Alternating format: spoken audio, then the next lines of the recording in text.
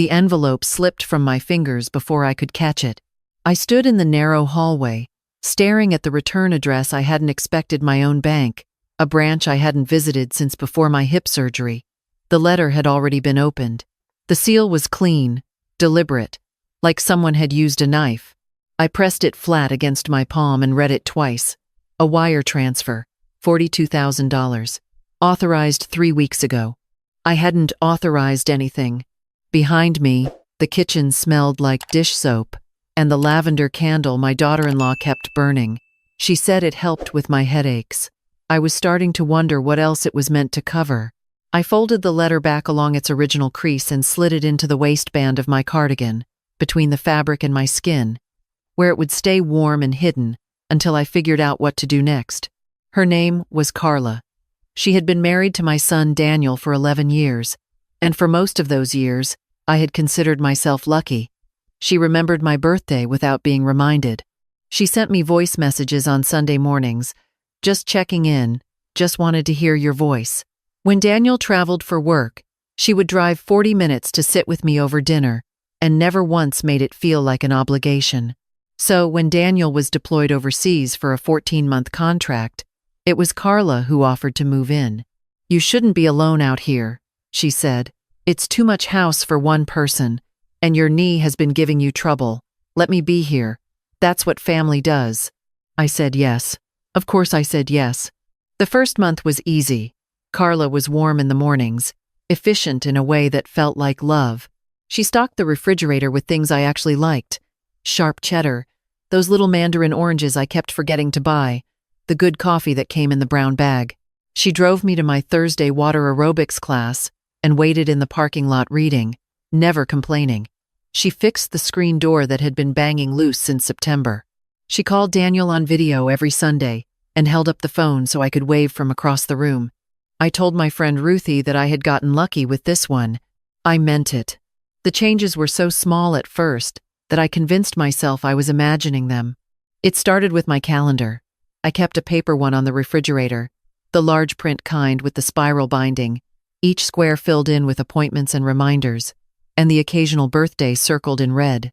One morning I noticed February had been flipped back over March.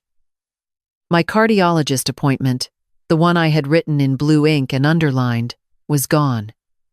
Just the faint ghost of an erased pencil mark in its place. When I mentioned it, Carla looked up from her laptop with a patient expression that I would come to recognize as something other than patience. "Oh, I rescheduled that for you," she said. "Dr. Okafor was running weeks out. I found a telehealth option. It's so much easier. No driving, no waiting rooms." I thought you'd be relieved. I was not relieved, but I nodded. She started handling the mail next. She said it was because the box at the end of the driveway was icy and she didn't want me to fall. That made sense. January had been brutal, so I let her bring it in each morning and set it on the kitchen table in a neat stack. But the stack was always thinner than I expected. And when I asked once about a statement I'd been waiting for from my investment account, she said it must be running late. They always run late in winter. She smiled over her coffee mug and changed the subject to a recipe she wanted to try. That was also when my neighbor, a retired school teacher named Joyce, who walked her beagle past my window every afternoon at 2, stopped waving. I had been waving first, pressing my palm to the glass the way I always did, watching for the dog's floppy ears to come around the bend. But one week, Joyce stopped looking toward the house. Then she started crossing to the other side of the street entirely. I didn't know why. I assumed I had done something to offend her without realizing it. I thought about knocking on her door to ask, but by then the front door required Carla's key to open from the inside, and Carla had begun carrying it in the small zipper pocket of her jacket, the one that snapped shut. She had changed the lock, she explained, because there had been a rash of break-ins 2 neighborhoods over. She read me the article from her phone, holding it out just far enough that I couldn't see the URL. I nodded. I thanked her for looking out for me. That night I tried the back door. The bolt had been replaced with a keyed deadbolt, the kind that needed a key on both sides. I stood there in the dark kitchen for a long time, my hand on the smooth metal where the old knob used to be, and thought about what kind of woman I had become. the kind who stood in her own kitchen in the dark, testing doors like a guest. My phone disappeared on a Thursday. I had left it on the charger in my bedroom, the same spot every night for 6 years. When I went to get it in the morning, the charger was still there. The phone was not. Carla said she had noticed the screen cracking along the edge and taken it in to be looked at. "You should have a proper phone," she said. "That old model has been giving you trouble." I hadn't told her about any trouble. The phone had been fine. She gave me a replacement, a simple one with large icons, the kind marketed to seniors with shaking hands. The contacts were already loaded. My sister's number was there, Daniel's, a few others. But when I scrolled through and tried to call Ruthie, the number was wrong, off by 1 digit.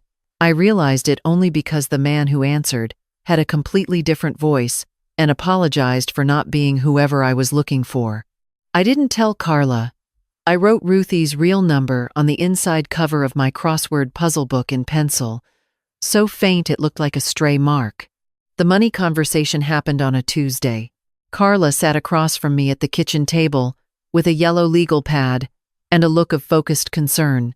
She said she had been reviewing my accounts just to help organize, just to make sure everything was running smoothly while Daniel was away and she was worried. "Your financial advisor has you in some aggressive positions for someone your age," she said. I showed a friend of mine, someone with a background in estate planning, and he agreed. "You could lose a significant portion if the market shifts." I asked who this friend was. She said a colleague, very trustworthy. She had known him for years. I said I would call my advisor directly to discuss it. Carla's expression didn't change, but something behind her eyes went very still. "Of course," she said. "That makes perfect sense. I'll get you his number." She never did, and the next time I tried to log into my online account, the password no longer worked. What finally broke through was not a dramatic moment. It was a grocery receipt. Carla had left it on the counter, probably by accident, while unloading bags. I picked it up to throw it away and noticed the date. It was from a store 40 minutes away, in a town I had no reason to shop in. The items were ordinary enough: milk, bread, wine, pasta. But at the bottom, under the subtotal, was a line I didn't understand. A gift card purchase. $500. And below that, a second one. Same amount. I set the receipt back exactly where I found it. That night, I lay in bed and did the kind of accounting you do when you already know the answer and are simply working up the courage to say it out loud. The wire transfer, the missing mail, the rescheduled doctors, the locked doors, the wrong phone number, the password that no longer worked, the gift cards bought 40 minutes from home where no one would recognize her face. I thought about Daniel, somewhere on the other side of the world, trusting his wife with his mother.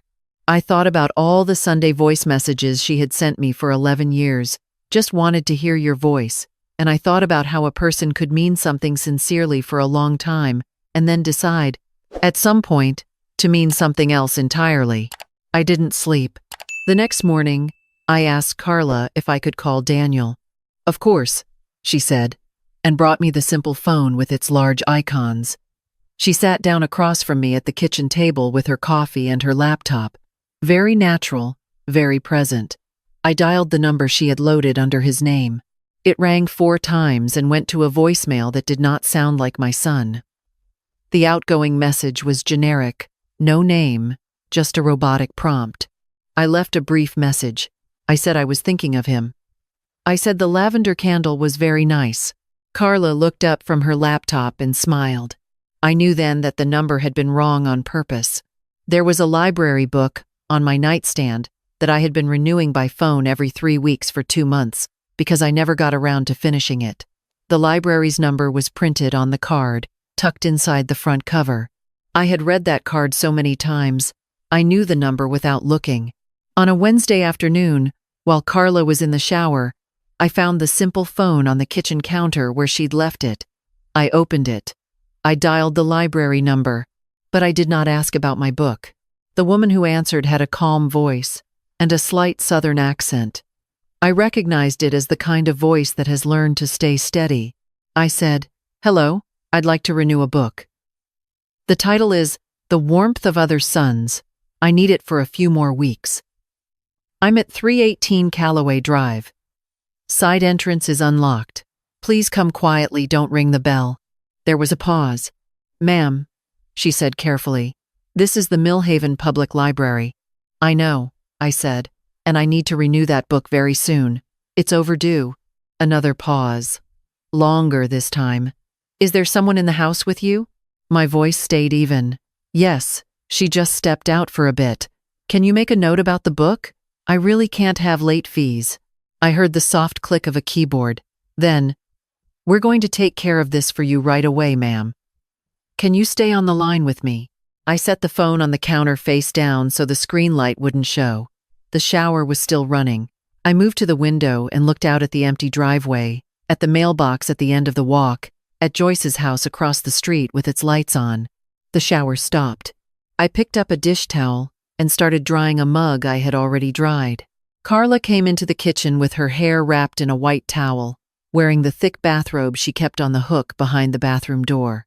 She looked at me without suspicion, opened the refrigerator, stood there for a moment, the way people do when they are not really hungry, but need something to do with their hands.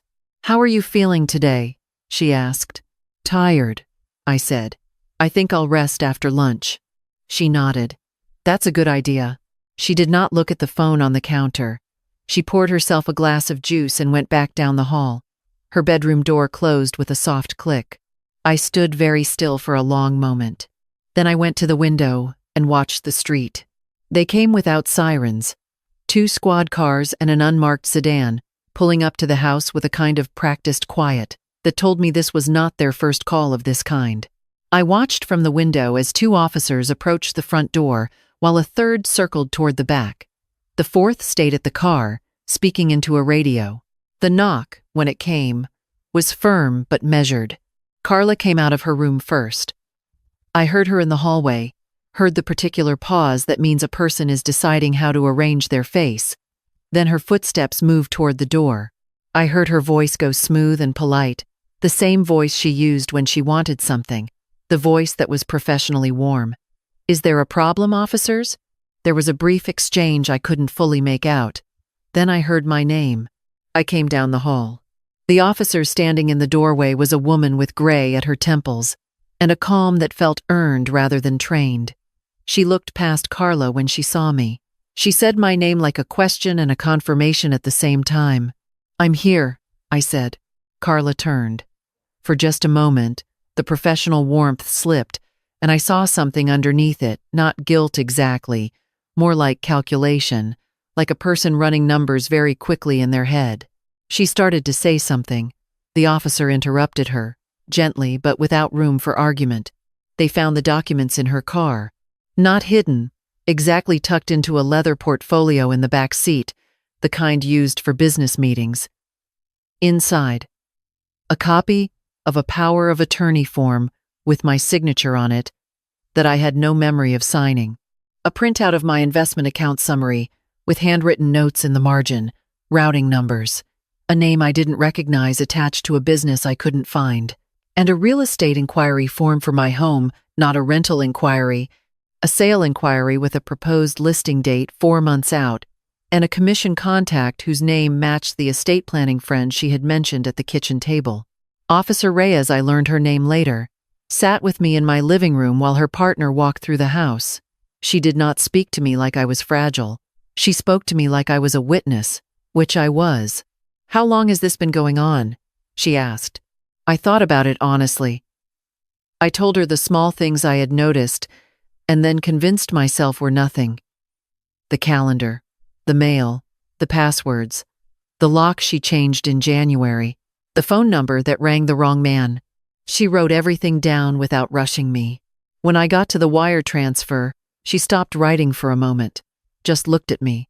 Then she asked if I had the letter. I reached into the pocket of my cardigan and handed it to her. She held it carefully by the corner. She was not living here to help you, Officer Reyes said quietly. I want you to understand that clearly. This was a plan. I already knew. I think I had known for several weeks. The knowing had just been quieter than the wanting not to know. They took Carla out through the front door. She did not look back at me.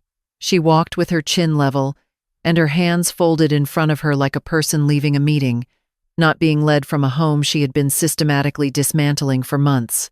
I watched her from the window. After the cars left, I stood in my own hallway for a long time. The lavender candle was still burning on the counter. I walked over and blew it out. The following weeks were not as quiet as I had hoped. There were phone calls with lawyers I had never met. There were forms to sign reversing the power of attorney, statements to give, account holds to lift. My actual financial advisor, when he finally reached me, was horrified but professional. He walked me through every transaction, explained what had been moved and what could be recovered. The $42,000 was largely traceable. He believed most of it could be reclaimed, depending on how far the transfers had gone. Daniel flew home as soon as he was able to get emergency leave. He arrived on a Thursday afternoon, still in his travel clothes, and he stood in my kitchen and could not look at me directly for several minutes. He kept touching things, the counter edge, the handle of the cabinet, the frame of the window above the sink, like he needed to confirm the house was still real. "I didn't know," he said finally. "I need you to know that I didn't know." I told him I knew that. He sat down at the table and put his face in his hands. I poured him a glass of water and set it in front of him and waited. "I should have been here," he said. "You couldn't have been," I said, "and this wasn't your fault." But I could hear in his voice the particular anguish of a child who has failed to protect a parent, which is its own kind of grief, different from guilt, but sometimes harder to carry. Joyce came over the following Saturday. She brought a foil-covered plate of lemon bars and stood on my front step, looking like she had been rehearsing what to say for days. "I stopped waving because she told me you had asked not to be disturbed," Joyce said. She was very convincing about it. She said, "Your doctor recommended limiting outside stimulation." I told her I had been waving at her for 40 years, and she should never stop waving back. She laughed, a little shakily, and we sat in the kitchen for 2 hours. She told me she had noticed the curtains changed, the recycling left out on the wrong day, the unfamiliar car in the driveway on weekends. She had thought it was strange. She had told herself it was none of her business. I told her it was always her business. That neighbors are sometimes the only witnesses a person has. She wiped her eyes. She said she would not make that mistake again.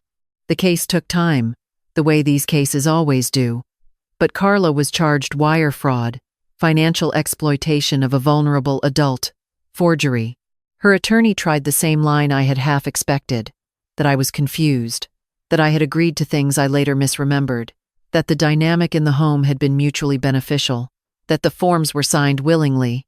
I sat in the courtroom and did not look away from her when they read the charges. When it was my turn to give my statement, I did not speak from a place of anger. I had been angry in the early weeks, the hot and clarifying kind that helps you make phone calls and file paperwork. But by the time I sat in that room, I was past it. I said, "I let this person into my home because she had spent 11 years building a version of herself that I trusted. That trust was not stupidity. It was not weakness.